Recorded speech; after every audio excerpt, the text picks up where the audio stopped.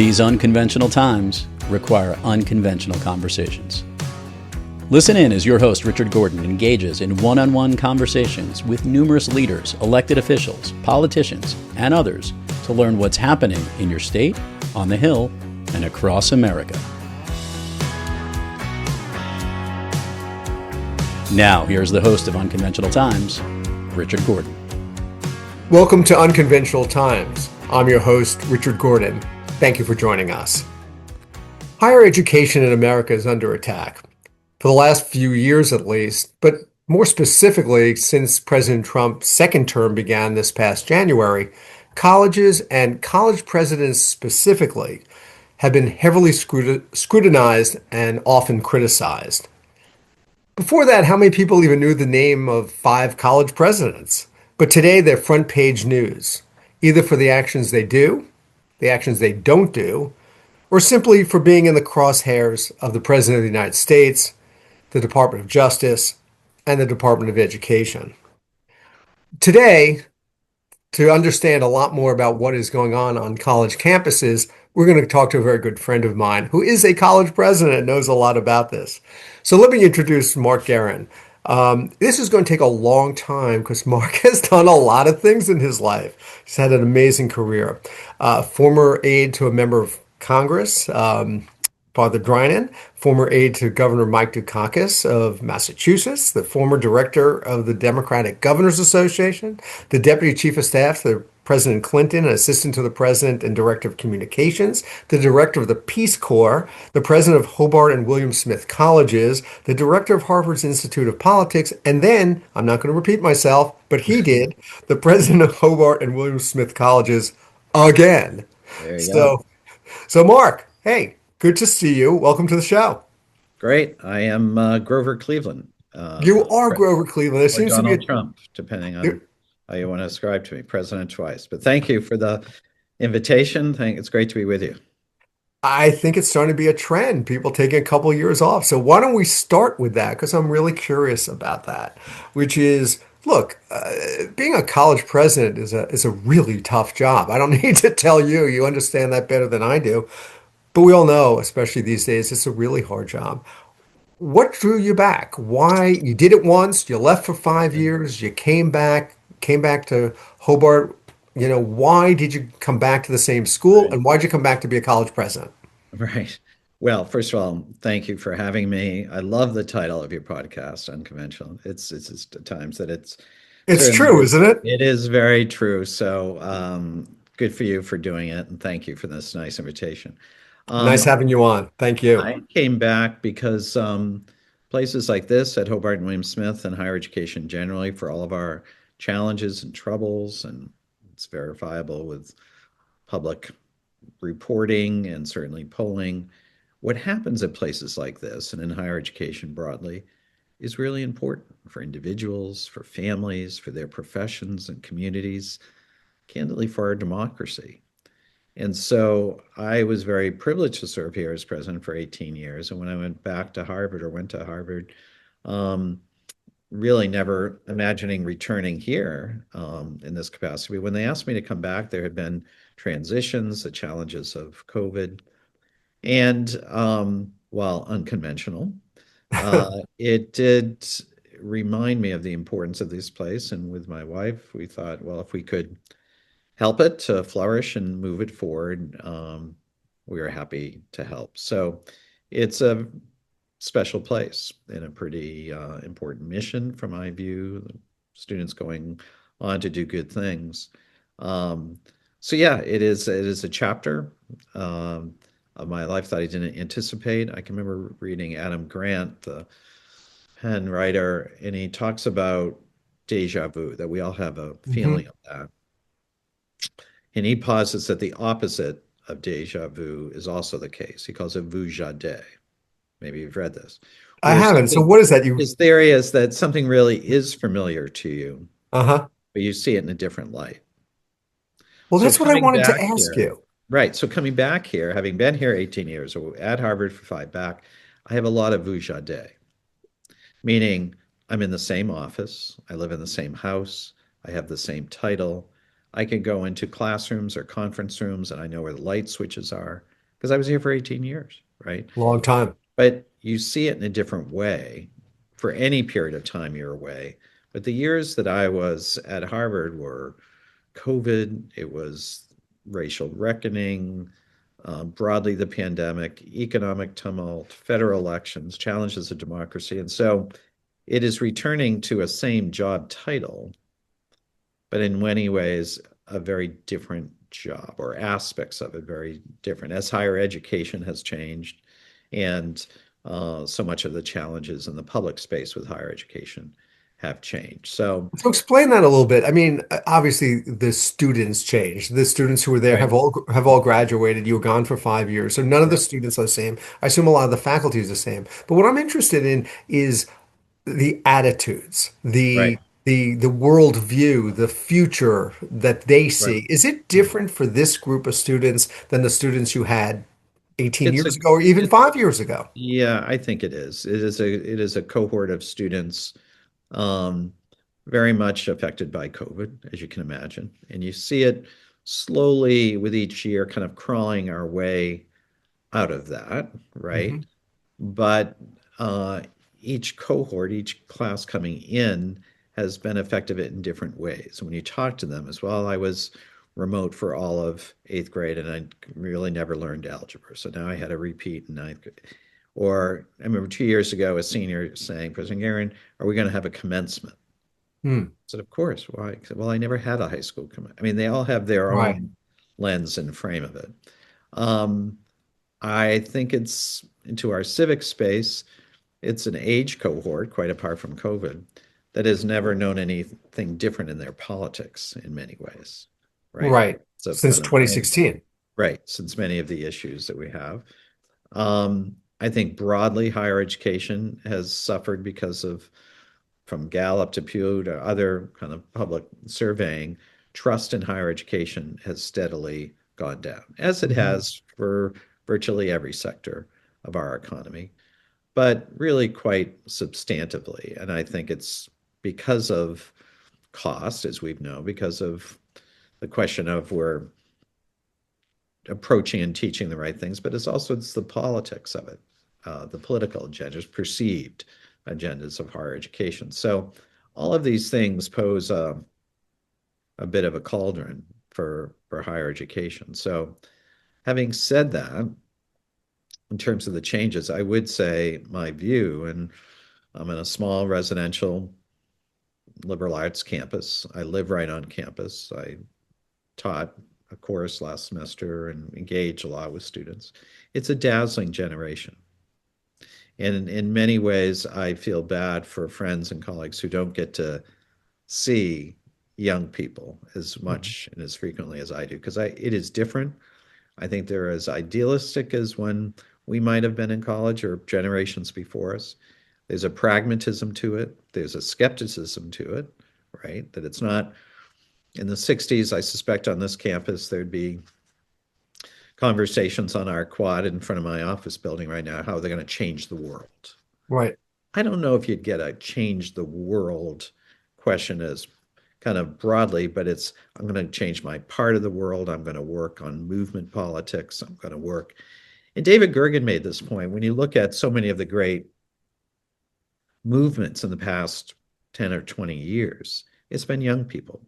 Right. Malala to Greta Thunberg to the Parkland students to, major movements in our policy and politics have been led or enhanced or fostered by young people. And that's been the case over the course of many times. I was But going to say Vietnam, the women's certainly movement movement. I politics, mean, right. we So could go that through a thread, whole bunch of this. Yeah. yeah, women's rights, environmental, no question.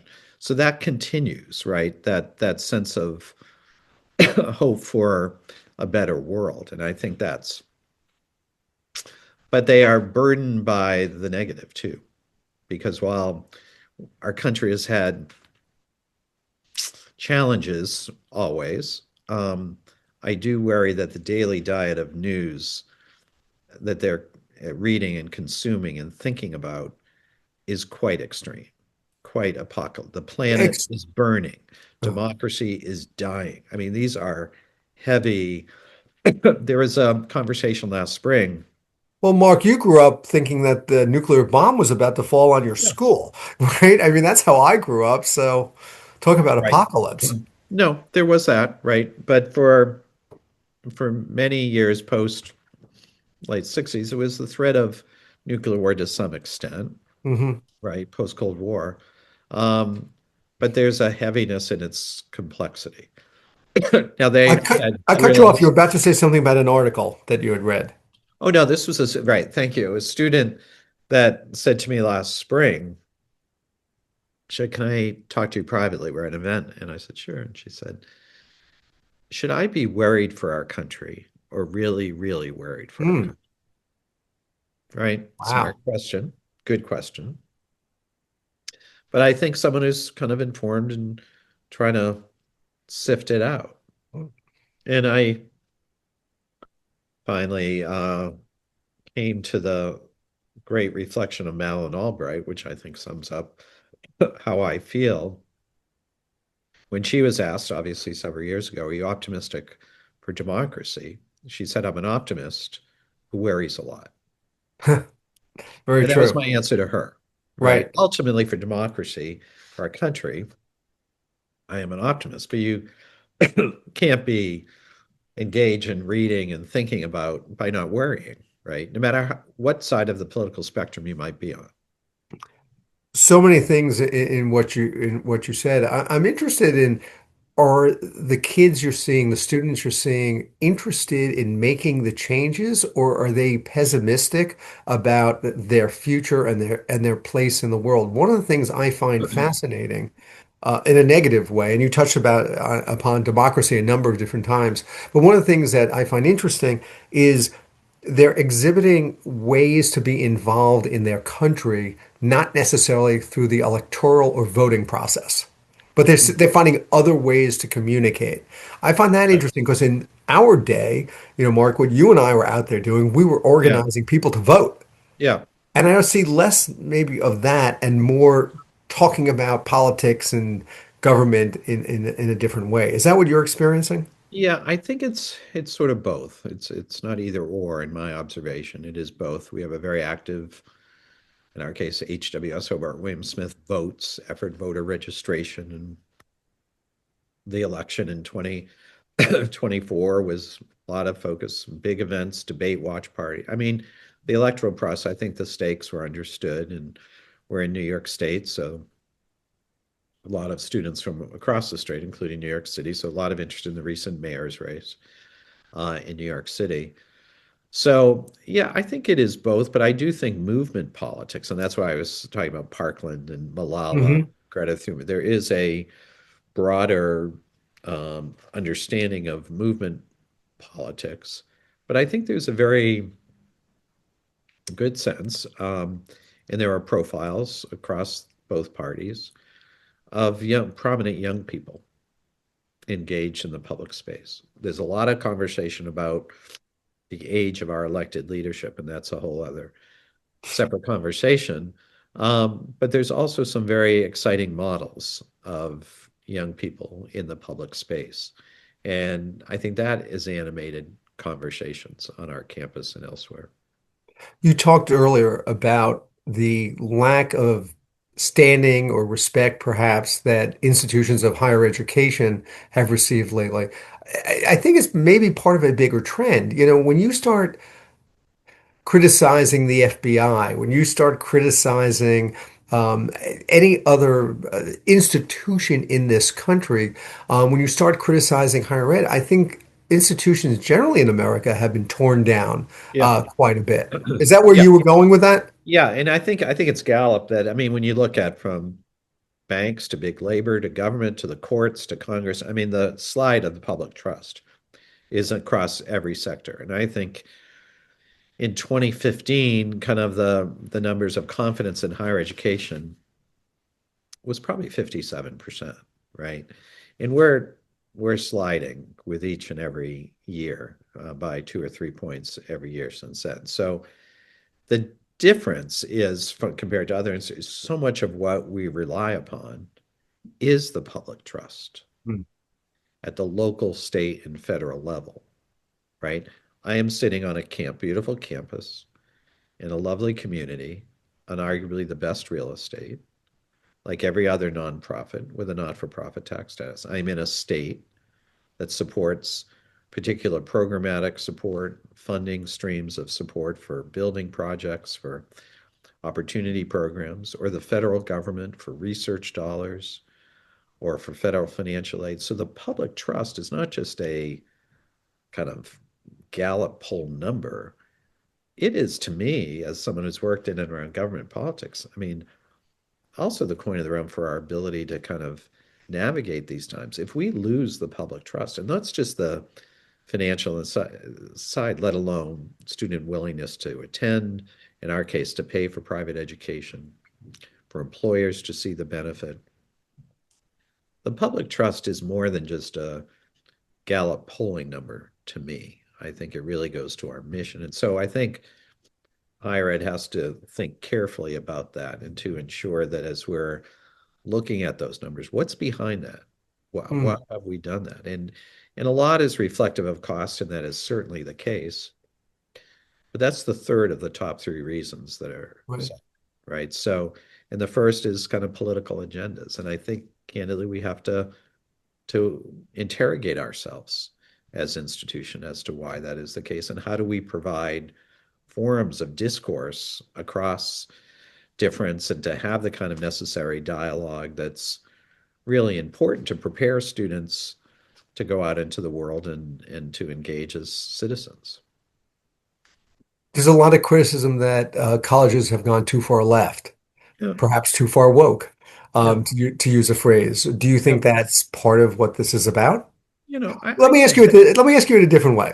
Do you think that's what it's about, or do you think that has become the narrative, and that's what people are saying, and so it's influencing the public?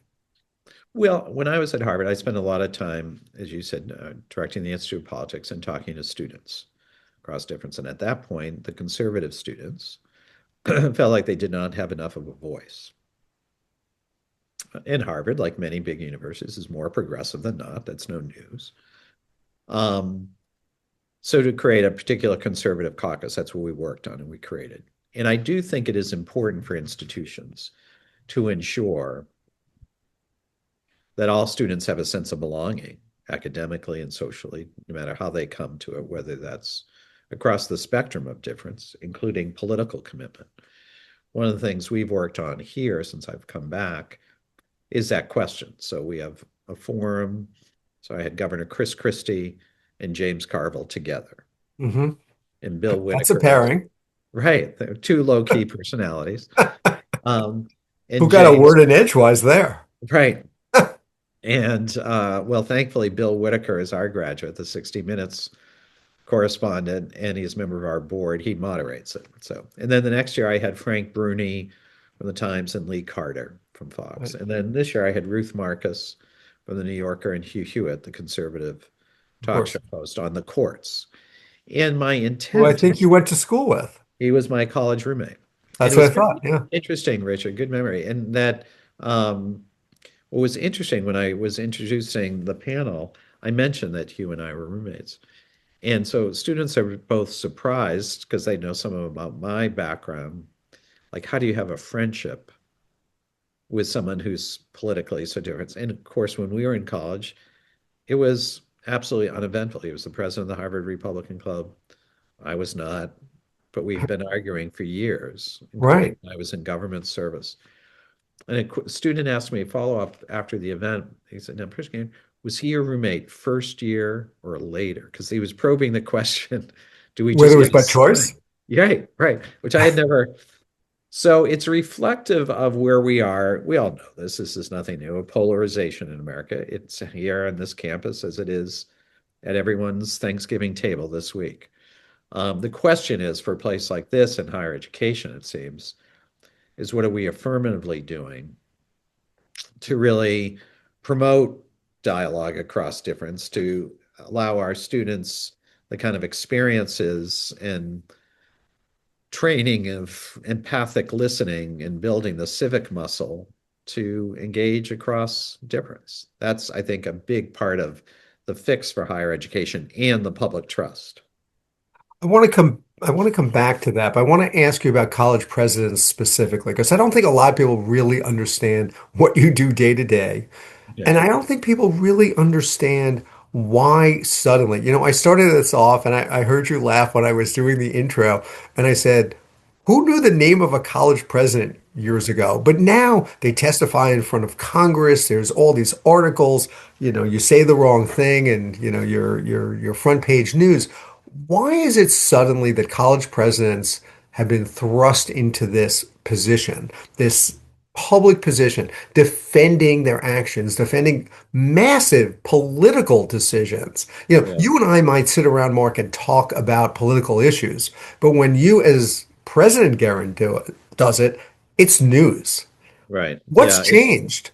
I think, I don't know that we're the only sector, right, that I think is leadership roles are under attack, right? I think that's Hmm, a broader discussion, but I don't know that it's thoroughly unique to higher education. I think many of the so-called culture wars, First Amendment issues, cancel culture, all of that um, is centrally played out in many campuses. Um, some unfairly presented by partisans across how they think about it. Um, I think for many, the question of college costs, we've kind of been hoist on our own petard in some ways of kind of very expensive in the case of private education. And then those who are questioning the very worth of education, of college education. So I think there's a multiplicity of reasons behind kind of this focus. Sometimes I think we kind of aid and abet the cartoon by a random intemperate comment by a student, faculty member, staff, or president, or leadership roles, and that can be easily pounced upon. But when I see my colleagues, those that I've known for many years, and look across the landscape of higher education, they're immensely talented people thrust into pretty political roles for all those reasons right. that you cite. And we are living in times where there's um, kind of unprecedented moments where higher education has been put in the spotlight. So um, some of it, I think we need to work at. As I said, this whole conversation of dialogue across difference. I think higher education has to really step into that in a more affirmative way to ensure that sense of belonging for all of our students. I don't think anyone is distracted by broadly the kind of complement of faculty members or their own politics. The question is, what is the campus culture? Is there space Right. for conversation? And is that ultimately honoring our mission of citizenship, of preparing students to lead in their careers, their communities? So I think, like everything, I think what, the kind of opportunity here of the pendulum is to reassess that. And what I see it happening in a lot of campuses is doing just that. And frankly, coming back here these past 3 years, having these conversations across difference, the Carville and Christie and others, has been intentional on my part. And I think for reasons of coming to understand that in a better way than I might have in my first term.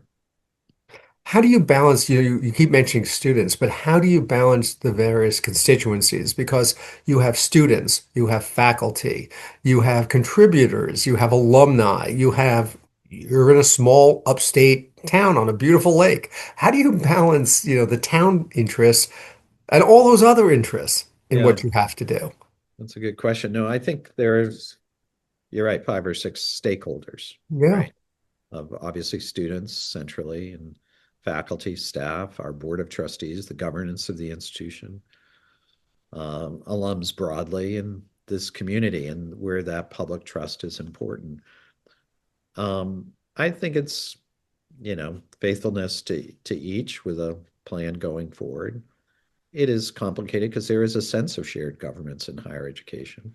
which is an exciting part of it. How can we do this together? There's not unanimity of thought here, God knows, but is there a sense of the shared collective and the collective impact that can happen moving forward and honoring the trust that families and students have placed in us? The mission statement here at Hobart and William Smith is to prepare students to lead lives of consequence. And A it's not, good mission. it's a great mission. It's an Yeah. elegant mission. It's one where it's not preordained what is a life of consequence. We're not saying what that is, but we do invite our students during the course of their 4 years to interrogate themselves as to what is a life of consequence and meaning and purpose and value, and how do you prepare that yourself for that? Studying here, studying abroad, athletics, debate, whatever it would be. So keeping that mission front and center guides so much of what we do and so much of the decisions, um, but also navigating the current turbulent times. Well, It's speaking of, interesting. Go ahead. I'm sorry, please. Well, I was just going to say to cap it, it's sort of, our founding is 1822, right? Which, So we're going into our third century. So there are 50 other colleges that have reached that milestone. So there's a lot of history, a lot of legacy, a lot of traditions that precede me. I live in a president's house, as I said, right on campus where all my predecessors have lived in since the 1880s. And so I walk out of that house every morning when I'm here thinking, my predecessors walked out of there during world wars and other pandemics and bombings during the Vietnam War, real moments of tumult. This is our time. Does it seem more complex, more innate? In many ways, yes. Um, but also, history is a bit of a bomb for me, right? To your question of the college presidency, about those who've served places like this and higher education broadly and prepared students. In our case, a mission of a life of consequence, as they define it, but um, that kind of steals and centers me. but when you deal with your different constituencies, they don't always have the same interest. And as No, we see on college campuses around the country with some of the unrest we've seen over the last couple of years, part of the problem, and part of the problem that lands on the president's desk is how to deal with these different constituencies and the unrest that has come not from college related issues, but major national or worldwide issues. And that's what makes it so complicated. yeah, You have your alumni pushing you one way, you have your students pushing you another way. You have your own feelings of what's right and wrong. right. Yeah, no, it is ornate, but it's also the moment. I can only really speak with any depth about one institution right here. Right. And I do think all of these moments, as hard and complex and thorny as it is, um, look, John Lewis said it best. This is good trouble. Yeah. Let We me don't have a choice. We have to do our dead level best. And on any given day around here, it can be sometimes better than others, but it should be really student centered and focused for their lives, their careers, their outcomes, their life of consequence. because But they only get 4 years, maybe right, five, but they're only here once. correct. And it's a very precious time. We had a former dean on opening at convocation who would say to the incoming first year students, you have 4 falls and 4 springs here. Make the Mm. most of it. And when you really boil it down to that kind of language, you realize it's precious little time. So I weirdly, perhaps, but we go back, Richard. I mean, it is complex, but it's so important for what happens at places like this, as I said. And so that doesn't make each individual moment easier, but it does resolve me to work, and we have a great faculty and staff and board and colleagues to help us think through these issues. Which leads me to a question that I think a lot of people are asking and that you sort of started us off with, but let me just put it directly.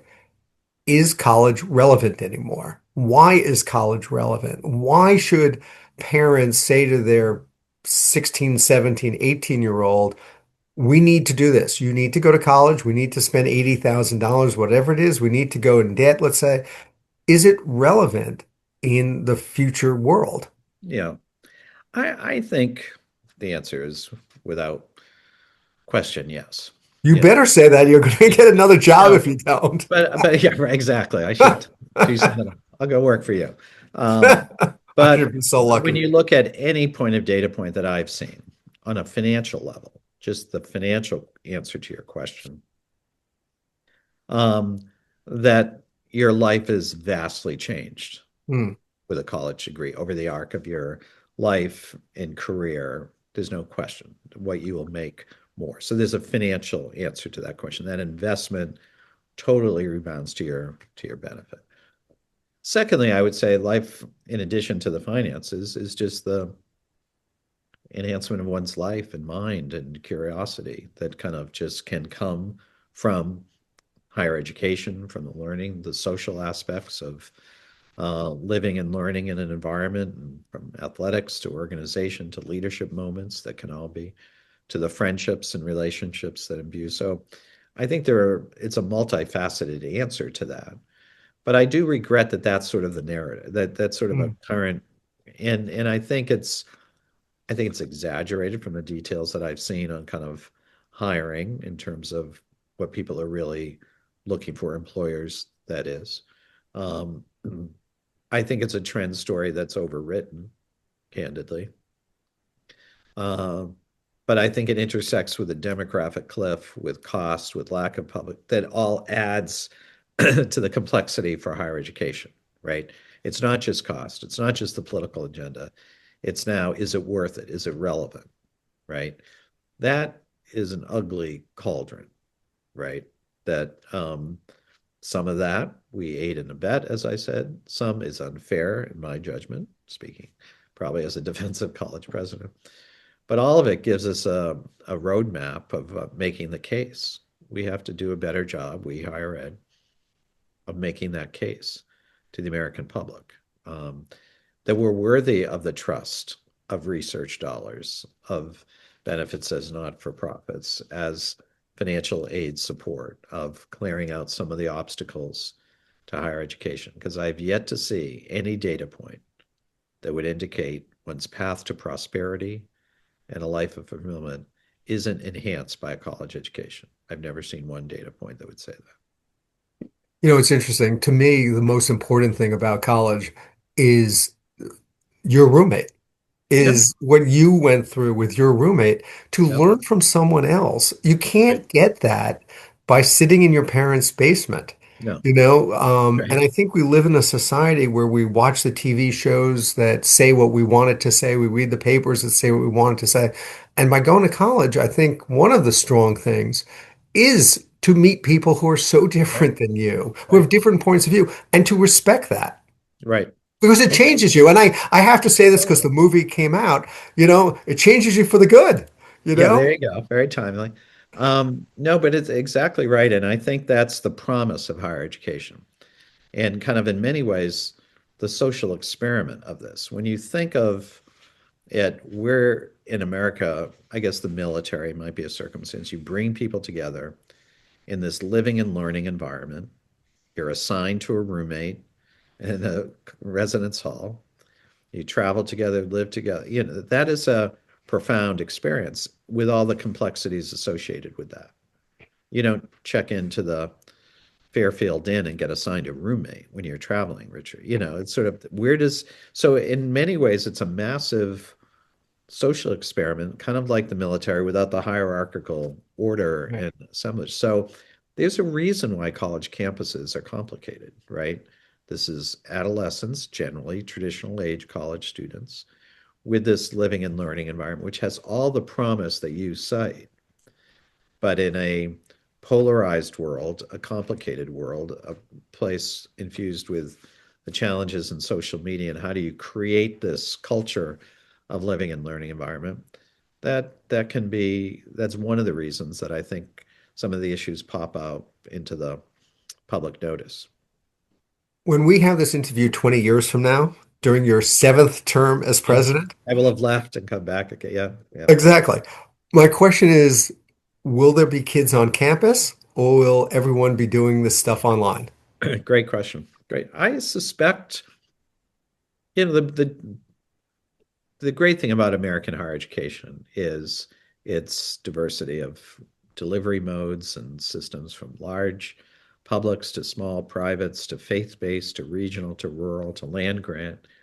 So there's an amazing array of the 4,000 or so colleges and universities. Indeed, people come here from all across the planet to American. This is a pride point of our economy, of the American higher education system. So I suspect we're in for some period of significant change in our sector, as in virtually every sector. When I talk to friends, from medicine to law to social work, to so much of change. But I suspect there will always be space for the kind of high touch, high engagement, personalized education, classroom instruction, animated by the benefits of technology and AI and all that is coming ahead of us and exists in large part today. But yeah, I would think, will it be as many? Will it be as widespread? Will it be more specialization? You could imagine that. But for me, in an institution like this, that's trying to be nimble, trying to be forward thinking, trying to integrate best practices here, but also at a time, candidly, when we live it's with so much change, right? The Greeks said the only constant is change, right? And we live in a time where there's change is inevitable, but progress is not. Mm. And that's the head fake. I think that you can comfort yourself that because things are changing, therefore it is progress. Maybe, hopefully, but not certainly.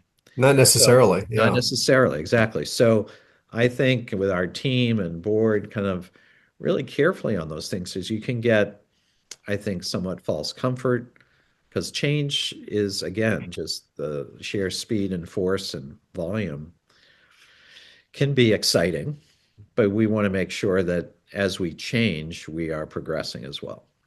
Well, how does it, you brought up AI. How does AI change college? How does it Okay. change? Yeah, very much. I mean, look, How so?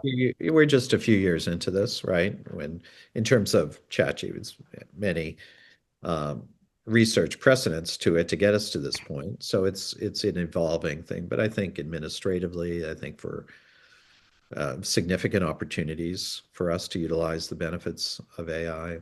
For individual students, I think we have a responsibility to work with them, and our faculty is very attuned to this, of kind of responsible use of AI in the classroom. I was just talking to a colleague who's an economist, senior member of the faculty, who's teaching a first-year seminar on that very topic, how to integrate AI into his classroom and the papers and his requirements of his course, but in a responsible, ethical, and complete way. So, is it, I think ChatGPT is 3 years, so it is every part of higher education figuring this out with, no, but I think for a sector that is frequently spoofed as so slow moving and cartooned as just very solid. And there's some part of that critique we should own and think about.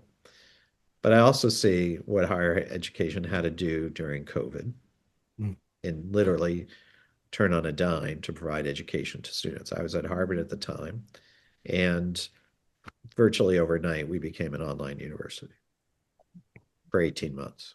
Right. Right? Or for AI. So could higher ed move faster and more nimbly? Certainly. But recent examples could also should be advanced and noted for the credit of what higher education has tried to do in both spaces. You mentioned Harvard a few times. If I may contrast it to Hobart a little bit, talk to me about liberal arts colleges and their role in America and why liberal arts colleges are so unique and what they bring to Yeah. the table as opposed to the Harvards of the world, the major, Yeah. the big universities. Yeah. Well, I think scale matters. I mean, Harvard would provides a liberal arts in the college. I'm not asking you to rip down your alma mater. I'm not asking you to make Yeah. fun of it. No, no, no. It's But I okay. mean, they would say, I think rightly, that it's a liberal arts and sciences education, kind of the general approach of preparing students. And that's across so many institutions, regardless of scale and size. because I think in many ways that is the right preparation for the century ahead that our students will live and work in. So many of the jobs they will have are not even created today. Right. So students narrowly prepared into this world where change is inevitable will be at the detriment of their career preparation. Or preparation and communication skills, analytical thinking, ethical judgments, critical thinking, all that's imbued in a liberal arts education, I think is. So that's one thing for the curriculum. The second part, though, is for the small liberal arts, the scale and the size has a dimension of relationship-rich education, where our students enjoy with their faculty or coaches or staff or alums, where the scale of intimacy with the host community in terms of community service, our engagement, modeling, levels of citizenship and giving back, the support of the community from our athletic teams to events on our campus and lectures and concerts.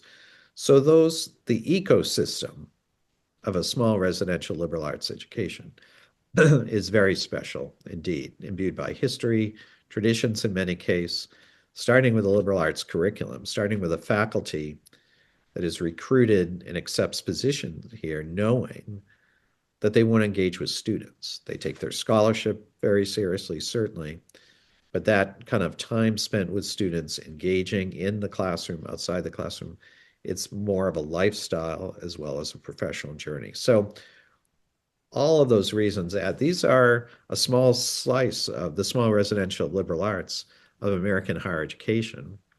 And because there are some big, long, sturdy brands associated with it, from Amherst to Williams to other prominent institutions, Hobart, Williams Smith, that it can seem outsized or outscale, but nevertheless, I think they prepare an awful lot of our nation's leaders across every sector.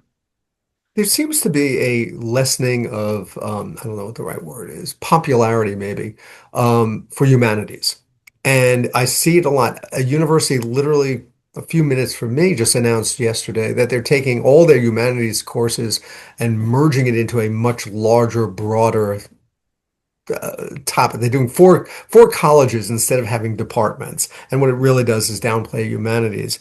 To me, that would be, a big part of college is reading and learning and doing things that you've never done. I see that as sort of we will lose something as a society. Is that I similar to the way quite you feel? 100%. I quite agree, and I've had years of conversations speaking with our alums and what courses stood out to them, what faculty members, as they reach back over the arc of time, back for reunion, back for an event, or I visit them as we have gatherings around the country. And it's interesting to me.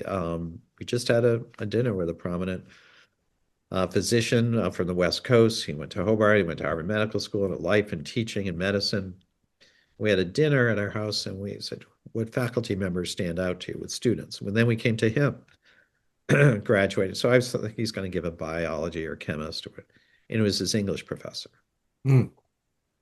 That was his answer 40 years later, after a life of academic medicine and practicing, because it taught him how to write, taught him how to think. He made the entire argument for a liberal arts and sciences education. So I quite agree with you. I think the life of the mind is so enriched by the humanities. We've tried to really bolster it. Our enrollments are evidence, I think, of the quality of our faculty, that they bring students into the humanities in very good ways and think of kind of approaches and coursework that will drive enrollments, and then offer our students the opportunity to think about these issues. Again, it's back to our mission. How are you going to interrogate yourself about some of these big questions and not have the opportunity of a philosophy course or English or any of the humanities that are so foundational to a liberal arts and sciences education? I do want to give you a moment to talk about, excuse me if I mispronounce it. Is it the Melly Institute for Yeah, Business? yeah, I was reading about it, and it just seems yeah. interesting. But is that away from your general mission? I mean, that's a business No, type of thing as opposed to a humanities type of thing. yeah, no, I don't think so. I think in Congratulations, by the way, on it. It says yes, a no, we're lot very of money. grateful with $70 million, and certainly our largest gift and one of the largest gifts that year in higher ed. So we're grateful for that. So it provides financial aid support and faculty lines, but also this Melley Institute for business and innovation and leadership.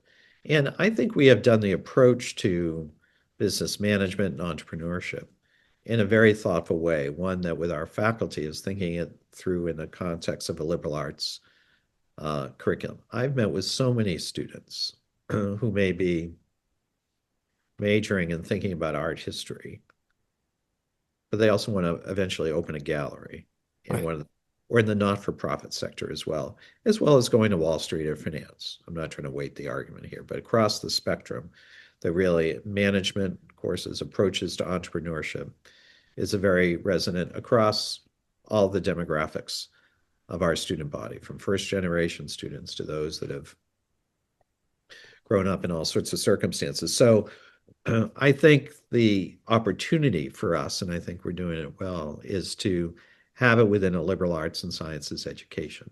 And the Melley Institute will broaden that with exposure to fields and our graduates or affiliates of the institution who can help students think through their career paths to really build upon the kind of skills they'll need when they leave here. Um, and it's a competitive marketplace, to state the obvious. So we want to make sure that we, again, honor the trust that they've given us by coming to Hobart and William Smith and graduating them armed with the skill sets and background that will help them succeed in graduate school or in the world of work or fellowships as they progress from here. So, yeah, no, I'm excited about it, and I think it's very consonant with a contemporary definition. Well, congratulations. It's Yeah, something you should be very proud of. If I could turn the conversation a little bit, I want to talk about President Trump. I want to talk a little bit about how that fits into what you're all doing. Um, we've kind of skirted around this a little bit. The president seems, and the administration seems to have a war on higher ed. Do you agree with that assertion? well, I think there's sort of an unprecedented focus on our education. You know, we take the executive orders very seriously and making sure that we're in compliance with the law as we understand it, um, as we live out our values as well and make kind of internal introspection of how do we make sure that we're responsive to what students are telling us as well. So, um, you know, I think it's partisans will have loads of views. I have mine. I am trying to be faithful to my role as president to ensure, as fiduciary, that we're compliant with the law, but also that our values are also being maintained as we approach our students and make sure that they have a sense of belonging when they arrive and they're supported in ways across our campus. So obviously you're aware of the compact that Yeah, the administration has offered to at least 9 universities. yeah, They've expanded it a little bit. I mean, there's a lot of things in the compact about limiting international students, about banning consideration of sex and race in hiring and whatnot, eliminating DEI, yeah. recognizing the person's birth sex as opposed to the sex they identify as. How do you deal with that? Yeah. Because I'm sure you have students who, on each of the things I just mentioned, would have objections. Yeah. Perhaps a transgender student, perhaps a minority student. I mean, we could go through the whole thing. I Yeah. mean, there's a lot Yeah. in there that must be very difficult for students. And because it's difficult for students, it becomes difficult for the president. Yeah. The president meaning you. And that's where I said we're trying to be compliant with laws. We live our values, right? And that's how I've tried to approach this entire matter. And so, for instance, there was an effort by the American Association of Colleges and Universities, a letter earlier, a few months ago, calling for constructive engagement with the administration, which I was signed with other college and university presidents. I think we have to approach it with that. Obviously, the compact, there have been pretty prominent public rejections from the 9 universities, or several of them, most Right. of them. So I don't see that advancing as currently envisioned. Um, But they then I mean Cornell, University of Virginia, some others then had separate agreements where they paid yep, heavily, very large quote unquote fines. right. No, and those universities, the large ones that have significant um, public funding of research dollars, because I mean, the challenges to many of the universities and investigations are considerable drain on the resources, but it hasn't. My understanding is Brown had signed, and then they were invited to the compact. So there's they're in a very different circumstance, I think, because of the federal dimensions of research, particularly medical research for a lot of the universities, and the financial complexities are enormous. I've noticed a lot of, let's call them super wealthy individuals are really pushing colleges and universities on a political agenda. We've seen this at Penn, for example, where they push the Yep. president out. We've seen it at the University of Virginia. We've seen it at other places. How do you deal with people who obviously are Yeah. contributors and famous alum who Yeah. have a political point of view? I don't remember this in the past the way I'm seeing it today. Are you experiencing that? No, I think that's a fair read. I think it's all I can try to do is keep our students right at the center of all of our thinking. If we do well by our students, I think the institution will succeed and thrive, and kind of what is best for our students. And as we must comply with the law. I mean, obviously Right. that's understandable. Um, I've tried to be pretty direct and engage with students. The campus, this is where a scale of a place like this is different than a larger university to engage with students. I've tried to have forums and venues to promote dialogue across difference. We've started this common room conversations on our campus. We started my living room, bringing different voices together and in a broader conversation. How do we engage across difference? The genius of these places is that you can get the multiplicity of viewpoints and perspectives and to learn from that at its best is such a great environment for young people, for all of us, but a living, learning environment. So I think we have to be true to our roots and values, and that's what I've tried to communicate.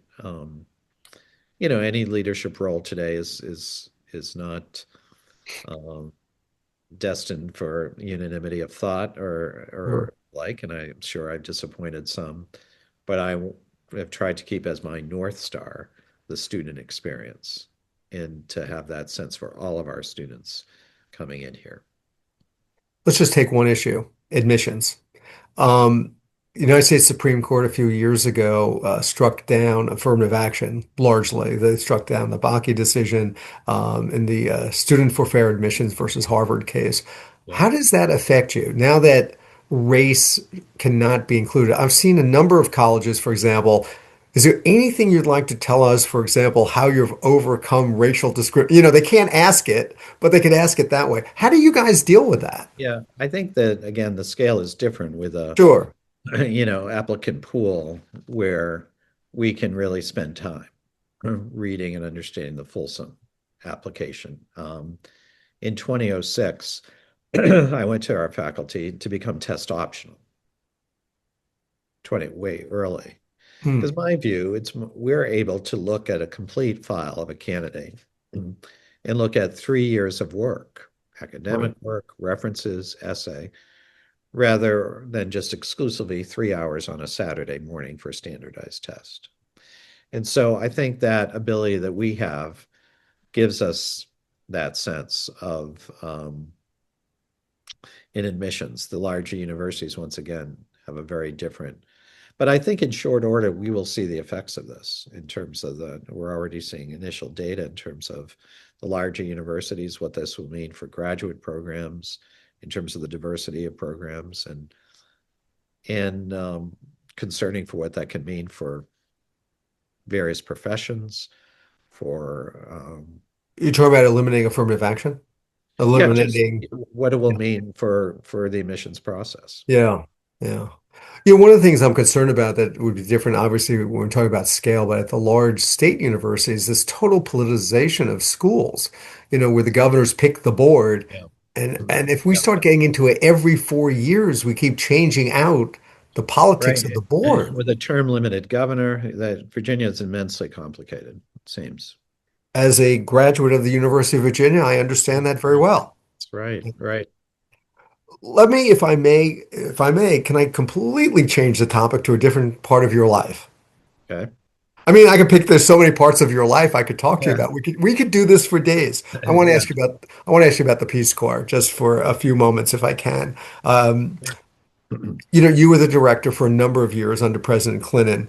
Just could you explain a little bit to folks exactly what the Peace Corps does? Because I think again, this is like universities. We're in a time that institutions that I hold up as the most cherished in America, the Peace Corps is one of them. Yeah. John Kennedy created it. One of these great things. You Right. talked about idealism earlier in the Absolutely. conversation. Yeah. What does the Peace Corps do, and why should we care? Well, it's so well said that you absolutely. And to me, it's sort of the power of an idea. President Kennedy and with Sergeant Shriver as the first director, his brother-in-law, of course, really birthing this idea to send young people, even those not so young, around the world to countries that need and want our help. And then to work together to learn about, for the Americans to learn about another people and cultures and traditions. And for those countries where Peace Corps volunteers are working to learn and turn about the United States and other people, culture, traditions. And then importantly, to bring that experience home to the United States. In many ways, when I would go to Capitol Hill on our budget, I would say to the members, in many ways, the domestic dividend of the Peace Corps is Mm. also very significant. What that means to have 250,000 Americans. And when I was director, there were 6 members of Congress who had served in the Peace Corps, 3 Republicans, 3 Democrats, right? Member of the cabinet, Donna Shalala. I mean, prominent lives in banking and law and medicine. So for me, it says a lot about our country. It says a lot about the individuals that served in the Peace Corps and doing this good work in a global context makes a huge amount of difference, I believe, to those individuals, to what it says about the United States, and all for a very modest investment. They receive a small stipend, and if the statistic is still true that it was when I was director of foreign aid was 1% of the federal budget. And people Peace, think we spend a fortune on this. so right. So if foreign aid was 1%, the Peace Corps was 1% of that 1%.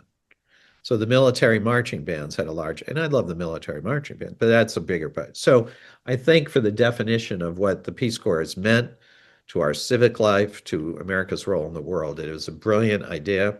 Thankfully, it is still moving forward and the recruiting and training and preparing volunteers around the world. And it was such a privilege to travel and to meet with our volunteers, certainly who were serving, and then in communities who had benefited from that. I can remember being in East Africa meeting with a minister of education who said, the first American I ever met and the best teacher I ever had was my Peace Corps volunteer teacher 35 years prior. And he remembered the guy's name. Wow. I got back to Washington, looked up, he lived in Massachusetts, and I called him and I said, the minister of education who's setting education policy for his country, his notion of the best teacher he's ever had was you. There was a long pause on the phone. He said, my gosh, I don't remember who that was. There were 64 kids in my class. Mm. I'll check the picture. So that's the challenge a bit. How do you prove a return on investment? It's the case frequently in education. It shouldn't take a random encounter between a Peace Corps director and a minister of education. But some of the impact of some of these, an effort like the Peace Corps is and can be longer term than a quarterly report or even a 2-year report of that Peace Corps volunteer service. So I think it's a wise, modest investment that yields untold benefits to individuals and has a huge domestic dividend to the United States. It's interesting that you talked about you focus on the domestic impact of it as opposed to the international. Yeah, It's what these people bring back to America. But I think it's both, but I think we assume it's all the latter, right, meaning right. foreign. I think the domestic piece looms large as well. Well, the American people clearly don't understand foreign aid and they don't understand why it's important. So we've seen this administration under, USAID, the Agency for International Development, basically have their budget wiped out and the agency disbanded. The Peace Corps budget has been flatlined. It hasn't increased, but it hasn't decreased. It's still the Right. same. What's the relationship between USAID and the Peace Corps? It's the Peace Corps itself is always it's established in separate offices around the world. It's not within the embassy compound intentionally to make sure there's no confusion as to the Peace Corps being an independent agency and candidly not CIA or any other agenda, but to go in peace and friendship to support countries that need and want our help. So it is a separate agency. There is some work that was done jointly, but certainly a separate agency. Could the Peace Corps continue to do its mission even with the cuts to USAID? Yeah, yes, and I believe it's that's what it's presently doing. It's doing. Well, listen, you've been very generous with your time, very Oh, this was generous with your fun. time. This was Let, great. let me ask you one last question, which you may not want to answer. Okay. We started the show by I read off a whole list of things that you've done in your life. I actually was talking to my older son and I told him, that you were going to be on and we talked about you a little bit. And when I went through some of the things you've done, he goes, "Oh my God, what a career." Yeah. And it is. You've had an Very amazing nice. an amazing career, and I'm proud that I've been your friend through much of it Yeah. and shared a lot of it with you. But here's the last question. Favorite job of all of Uh, them? Could you go back and live one again? yeah. Now, we know you've gone back and lived in Well, I Hobart. love my role. I love this role, and I love Hobart and William Smith and my colleagues and students. So I'm very grateful to have had this chapter. I think any citizen, and you'll appreciate this, Richard, any student of history and lover of politics, the chance to serve in government, to work in the White House, as a unique kind of historic lens. Every day would drive into West Executive, or I was aware I was driving into the White House. I mean, that I was it was not lost on me. Rooms that I'd be in, and you remember old black and white photographs of other presidents sitting in that same space, and so that had a uniqueness to it, certainly. But I think the chance to work with young people, which between the Peace Corps and now in higher education, that dynamism of the next generation is really been this chapter of my life very fulfilling. So I'm pretty happy where I am. Well, thank you. And appreciate all you've done for all these years. Appreciate what you're doing now. And I appreciate you being on Unconventional Times. No, So, well, I appreciate our friendship through the years, that's for sure. And I'm excited to have been a part of this conversation. It was fun. well, thank you. And, as I say to my guests when we get off the show, Mark Gearan, President, stay unconventional. Thank you. Take care. You too. Listen, you just heard a whole conversation about American higher education, and this is a precarious moment for America's colleges and universities. Colleges and universities are the envy of the world. People come here from all over the world because our college system is so great, and they're now the subject of attack from all sides, and we should be concerned about that, and we should be most concerned that a lot of these attacks are coming from our own government. Sure, the higher education system in our country needs reform. We all understand that. But reform by whom? It is wrong for elected officials on the federal and state level to reshape the college system to suit their own political and partisan philosophies. And it is wrong for them to extort and threaten college leaders to bend to their will or risk losing funding for research and scholarships. It's also wrong for them to force them to pay huge fines in order to stop made up investigations. And yeah, it is also wrong for our federal government to use phrases like anti-Semitism and racism in order to further their own agenda, which has nothing to do with either. When the smoke clears eventually on all of this, there are some changes at America's colleges and universities that will occur, of course. But I know this, what we will lose will be far greater than what we gain. So listen, thank you for joining us on Unconventional Times. It's great having you. You could find us wherever you get your podcasts, you know that. And you can also find us on YouTube at UT-Richard Gordon. That's YouTube at the letter U, the letter T, dash Richard Gordon.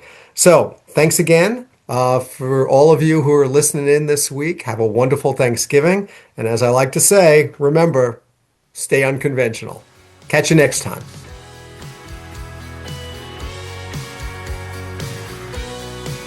You've been listening to Unconventional Times with your host, Richard Gordon.